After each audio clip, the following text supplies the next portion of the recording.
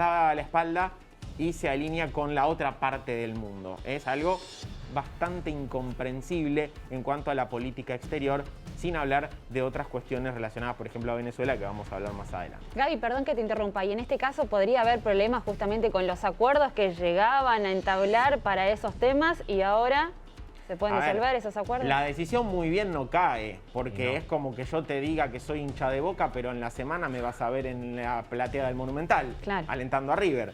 ¿No? Le pongo un ejemplo futbolero para que quede bien claro. Sí. Quedar bien con todos, básicamente. Claro, ¿no? es quedar bien con todos. Es muy extraño, hay que ver cómo se va desarrollando esto, hay que ver también qué encuentra esta comisión que armó o que pretende armar Michelle Bachelet y obviamente si llega a encontrar algo, cuáles son las sanciones que pretenderá, en este caso, aplicarle a Israel.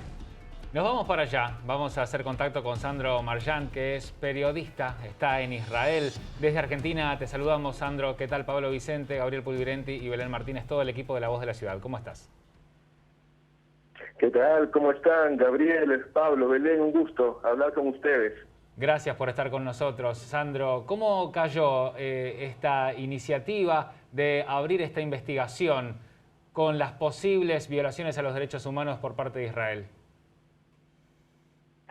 Mira, básicamente no es algo que sea novedoso para Israel. Es, digamos, clásico que hayan existido en la ONU diversas comisiones cuyas conclusiones, que han sido básicamente condenar a Israel, se hayan revelado antes que se inicie la investigación en sí. Entonces, hablamos de hechos que se han repetido en diversos momentos de la historia, cada vez que Israel ha tenido algún tipo de conflicto, algún tipo de operación, después de algún ataque de parte de alguna organización terrorista. 11 días duró este conflicto. ¿Cómo está la actualidad ahora? ¿Cómo está la situación ahora? En Israel, de momento, todo está relativamente calmo.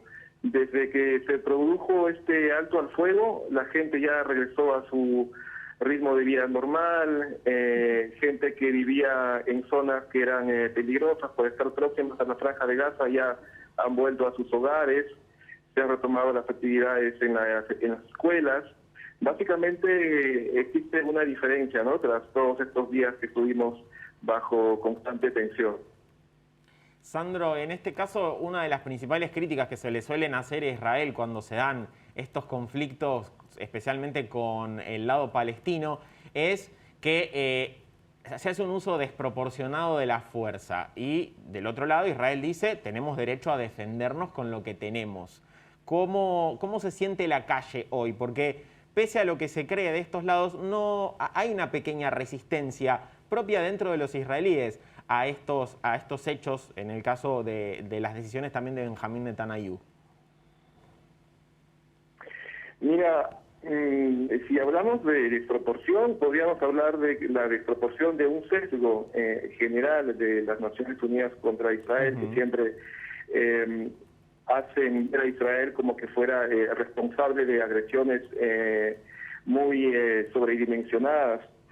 A veces da la impresión también que cuando se habla de desproporción es que quieren equiparar el número de víctimas. Hay que entender que existen diferencias muy marcadas entre la realidad israelí y la realidad en la Franja de Gaza. Claro, en Israel existe todo tipo de infraestructuras que nos protegen contra diversos ataques. También existe la cúpula de hierro que tiene un 90% de efectividad en su tarea de detener los cohetes al momento que son disparados. Lamentablemente no podemos hablar de lo mismo en la Franja de Gaza. Ellos han recibido constantemente ayuda internacional que no precisamente la han utilizado para medidas de seguridad, sino para otros fines, para fabricar más cohetes, para todo tipo de actividades tipo construcción de túneles.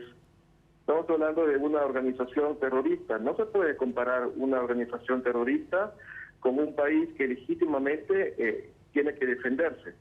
Bien, y la opinión de la calle, del ciudadano israelí de a pie, es apoyar siempre 100%, en este caso, las acciones de gobierno. De por sí, más allá de la postura política que uno pueda tener, que siempre es en Israel es siempre muy marcada entre los diversos sectores, en este último conflicto que hemos tenido hubo un consenso general que tenía que hacerse una acción que ponga freno a este tipo de ataques, de incursiones. Más allá que hubo un alto al fuego, más allá de que se lograron detener operaciones futuras, más allá de eso hubo un consenso general de la población en que todos tenían que tomar una decisión unida frente a este tipo de ataques. Bien, es como que esa pelea interna se desdibuja, se borra cuando hay un ataque exterior. Bueno, cada uno puede tener su posición, pero existe sí un consenso general, que es que Israel tiene el derecho de defenderse. Bien. ¿Y de qué depende, Sandro, esta continuidad del alto el fuego que recién hacías mención? Depende de varios factores, pero hablamos en general que no es algo que produzca un resultado definitivo. Es decir, un alto el fuego no significa que a futuro no vayan a haber más enfrentamientos de este tipo. No significa que en un futuro, en capaz 3, 4, 5 años, vayan nuevamente a lanzar cohetes desde Gaza. Es solamente una pausa. Lamentablemente la población ya lo entiende de esta manera. Es una pausa hasta que se produzca una situación similar. Es como una constante. Exacto. Se dio en el 2018, se dio en el 2008, se dio en el 2014, se ha dado ahora. Entonces es un ciclo de acciones que ya es típico para nosotros, que existe un ataque iniciado siempre del lado de Hamas, luego una respuesta de parte de Israel. Existe el común denominador también que de la parte de Hamas utilizan barrios civiles para disparar sus proyectiles. Y bueno, básicamente es algo cíclico. Pero ¿y cuántas vidas de civiles que se perdieron en todo esto? Sandro, te agradecemos por haber estado con nosotros y por traernos más información. Te mandamos un abrazo desde Argentina. A ti, a ustedes, un abrazo para todos y que estén muy bien. Igualmente por Gracias. allá. Gracias. Sandro Marchand es periodista, está en Israel para contarnos cómo tomaron desde ese país esta apertura de la investigación por la posible violación de derechos humanos. De Israel nos vamos a Venezuela y en este caso Nicolás Maduro habló sobre el diálogo con la oposición, pero puso 3 condiciones, Gaby. Otro país, en este caso también, con la mira puesta, ¿no?, sobre sus actitudes, sus acciones y el tema de los derechos humanos. Pero mejor que se los cuente yo es que se los diga el propio Nicolás Maduro. Vamos a escucharlo, a ver qué era lo que decía ayer el presidente venezolano sobre las condiciones que pone para sentarse a negociar con Juan Guaidó, en este caso es el líder de la oposición, para un restablecimiento quizás del orden democrático en Venezuela.